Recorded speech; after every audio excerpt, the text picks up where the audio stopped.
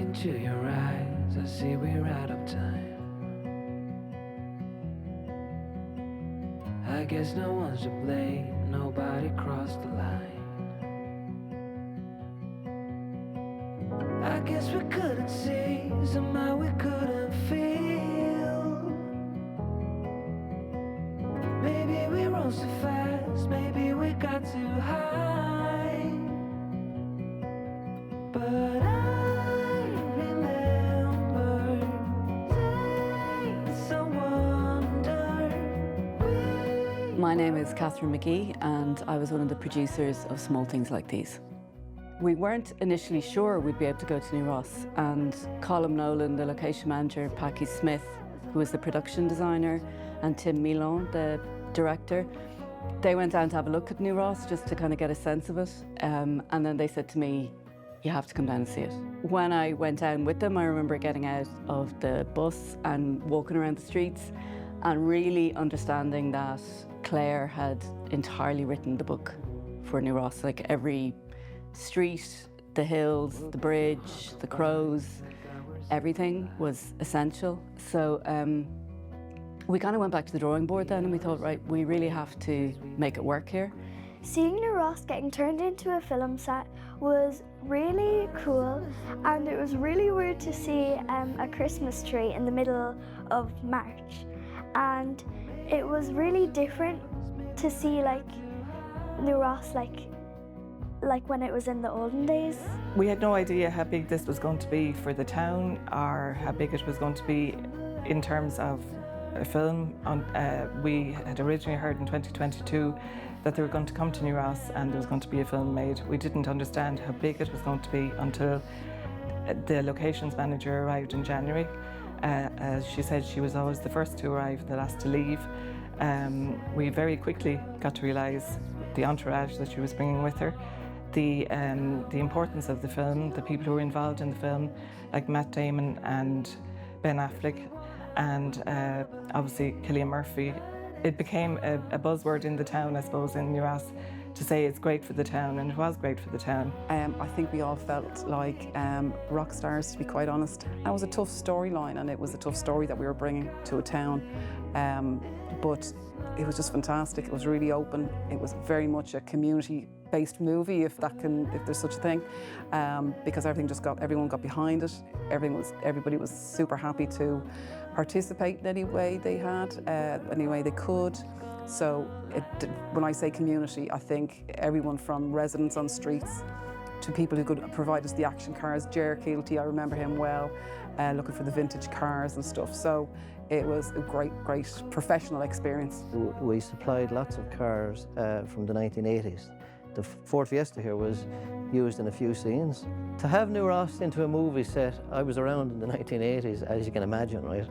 I think the film was based in 1985. It did look good. They did go back in time to that. There was a scene in Mary Street where there was snow and rain. We did another a drive-through across O'Hanlon Bridge. I think it was about 3 in the morning with a full moon. But it did look good, yeah. They did an excellent job, and it was great again to be part of that. As I said, being a native of New Ross and the film being made in New Ross and the film all about New Ross did look 1980s, absolutely excellent.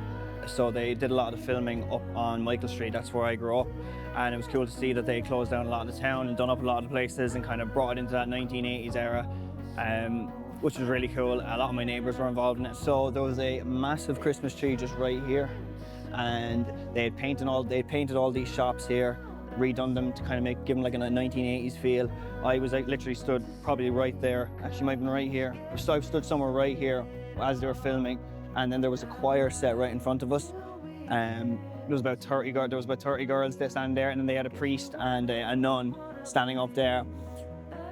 And once they lit the trees, then they all started singing in Irish, and it was it was kind of surreal, if I'm being totally honest. And it was great to be a part of that. But like I said, it did really suck into that 1980s feeling of what it was like to be around then, and the idea. And I also, if you read the book by Claire Keegan as well, Small Things Like This, it's a very short book. You'd read it in a day, but that book, I think the movie very much captures and emulates what the book was all about.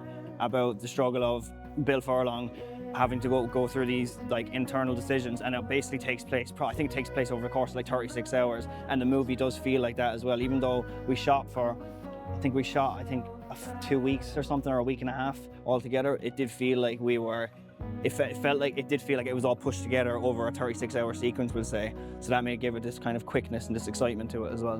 When you're standing there, I suppose just out of sight, and you get to see, you know, the tracks that were laid down for the cameras, and you know the special effects like smoke, and even down to small things like rubbish on the ground and things to make it look and feel like, I suppose, a scene out of the 1980s. It was great then to see the end product in, you know, and even to, you know, you recognise some of the scenes around the Ross. And I suppose if Steven Spielberg is watching, maybe he could consider us for a location for the future. We won't turn him down anyway. Yeah, it was good to see the town done up. It looked really well, and everyone was buzzing about it, and we got to know some of the casting crew very well. They used to come in for lunches, and Anna and Mairead were here all the time, and we got to know them really well, so that was nice. My experience with the film Small Things Like These was Mairead called into my office one morning and introduced herself. We had heard there was a film coming to town, but certainly didn't think they'd be coming in here. So we had some properties for sale that they were interested in having a look at, and one in particular was 1 Michael Street, New Ross. I rang the owners of the property, I told them exactly what was happening, and they were thrilled, they were delighted, and obviously hoping that they'd become part of this brilliant film. I went up with Mairead, we had a good look around, and every room she went into, she was just so excited, and it was perfect. It was actually perfect for the film. It was originally a family with 5 kids. All the rooms were smallish. The house was old looking, obviously needed a lot of work to be done on it, and Mairead just kept saying absolutely perfect. Apart from it being the right look for I know Catherine mentioned it, and Packy Smith obviously was his vision based on the script. Obviously we know the book was based on New Ross. Logistically, the way that the town was, the street with Quay Street was a key factor there. You know, Catherine mentioned the choir scenes, all those really important scenes. The geography of them was really brilliant, and then it led us on to the bridge. So again, that's where sometimes the location works for you or you pick it, but when you start delving in and starting talking door to door with businesses, so there was a huge amount of business buy-in. We really needed that because we did have a temporary road closure on Quay Street, as well as getting our fabulous 2 nights of closing the bridge, which was a great coup, I have to say. They put an awful lot of faith into us, you know, and gave us an awful lot of, you know, contribution with allowing, you know, giving permission to do something like that. It's no mean feat, and they rose to the challenge. David, the engineer, they looked at it. They didn't say no, but they had to go away and think about it. I remember that meeting well with Catherine. And you ask those questions. Maybe sometimes, you know, you can pull it off, maybe you can't, but those scenes, distinctly the night shoots that we did on the bridge were very significant. They were significant to the story and his journey to and from work, and again, to be able to get that over the line with the council, understanding that that piece of infrastructure is so important for the community and for the local businesses. So for us to be able to get the buy-in and the assistance with getting those locations over the line was exceptional. Well, everybody was speaking about it, you know, everybody was talking about it at the time, what was going on, asking us what was going on, when it was being filmed. A lot of it was filmed late at night, so there weren't that many, I suppose, looking at it. It was very late at night, but everybody was chatting about it, talking about it, asking, did we see Cillian Murphy, were we speaking to him? You know, it was a great you know, source of conversation at the time. They were all so nice, definitely. They were all trying to help us out as much as they possibly could. They were trying to support us.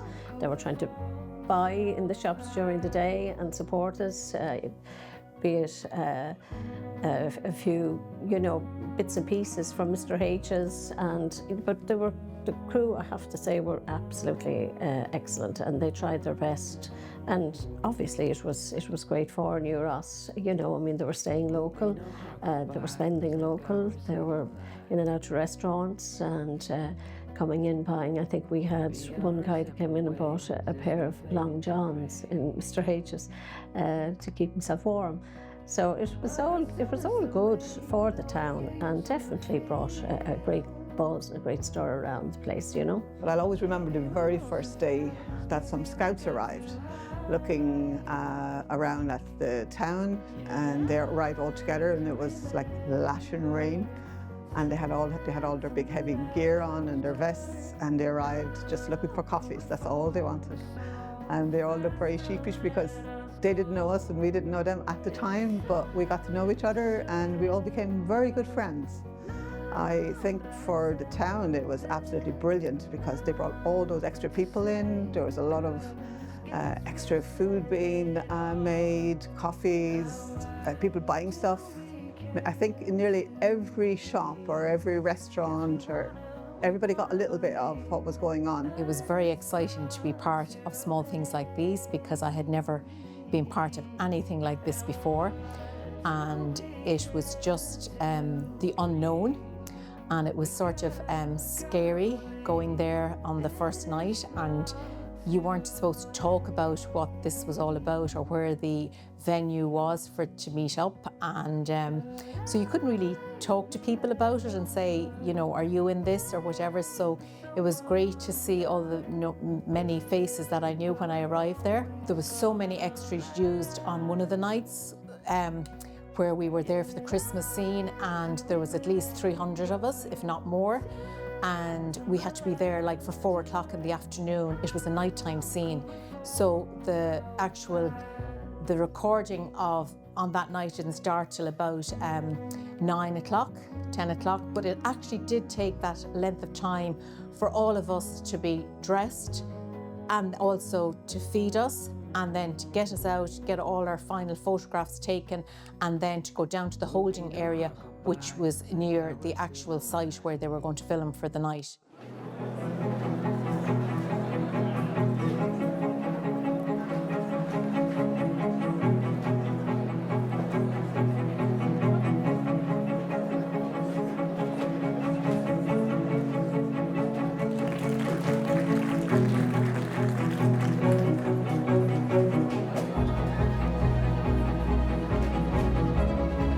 Fantastic to be here tonight for the premiere in New Ross of small things like these. Fantastic atmosphere all week building up. The mural on the quay, which looks absolutely amazing. From a town perspective, a tourist perspective, it's going to be a great draw. But tonight's all about the excitement of the people who participated in it, and looking forward now to seeing the movie. It's my second time, but it was so good the first time I thought maybe I'd go watch it again. I'm looking forward to seeing everyone, getting loads of photos, having fun. Yeah, very fancy. Well, we're just premiering small things like these in Ross because it was filmed here, and it's very good for the town to, you know, see everything going on. I did go to see the film already. I'm really looking forward to seeing the film again and seeing some of the more of the locals and the extras, recognising the streets, the houses, the people, and it's the atmosphere in Ross. Absolutely amazing. I'm delighted to be back in New Ross. We haven't been back in a long time since it was first filmed, and there's great excitement, and I have to say I feel very, very welcome by everybody in the community. It was great to see New Ross. It's lovely to see my hometown in such a great light. No, we're just looking forward to seeing the movie and shining a light on New Ross. We had a great night where we had a kind of a premiere in New Ross for the town. And, you know, we had a lot of premieres, and we went to the Berlin Film Festival. We opened the Berlin Film Festival. But for me, that night in New Ross was my favourite part of all the publicity we did. I mean, it was just magic, and everybody came with a great sense of pride and ownership of the film and the story. And Maureen Sullivan, who wrote the book Girl in the Tunnel, came. And she came up to me at the end and she said, you know, she'd been 12 and she was brought to the Good Shepherd Laundry and had a very difficult life. I mean, she kind of came through it and is healing, but she said she came to the screening because she had been told that no one would ever know her story. and she wanted to be in the town where she'd been told that, to see her story being told. So I mean, that to me was the best thing that happened to us as a result of it, and I hope it's something that New Ross itself can hold on to and celebrate. You know, that they were part of something that was beginning to tell a story, because I think, you know, through storytelling you can offer people a way of healing and coming to terms with the truth of what happened there, and maybe kind of offering some way of standing up to power now, you know, in the world that we face.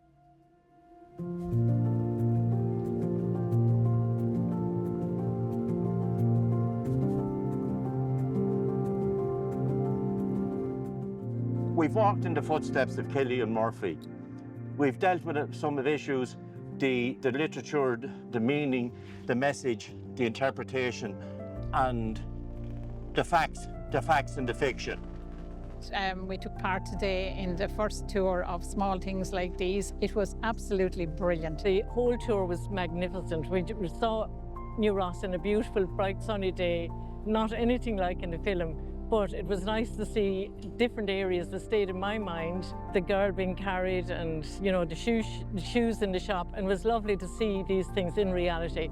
The way Miles depicted the history of New Ross is very interesting, and it would make a person want to see the movie.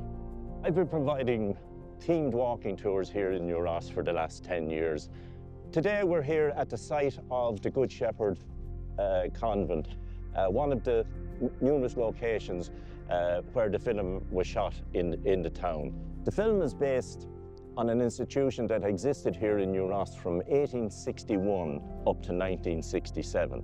On foot of the film, I developed a walking tour around the locations that was filmed in the town. I've had a great response to it, and I particularly enjoyed engaging with people, discussing the topics, never mind the locations, but the topics involved in it. Particularly local people who would have had experience during their lifetime of the school and the Magdalen Asylum that was here. Getting their background, their appreciation of what went on, or their interpretation of what went on, and how it was put to them or portrayed to them, as opposed to how we look back in hindsight on it. There's so many other stories that can be told here in this town. It's a wonderful location. It's suited to many other themes and stories, and it'd be wonderful to see another artist coming to the town to take advantage of our scenery and the hospitality here locally. It was an extraordinary experience to film there, because I think we came to it. And it's a very difficult history for New Ross, and not just New Ross, it's a very difficult history for Ireland.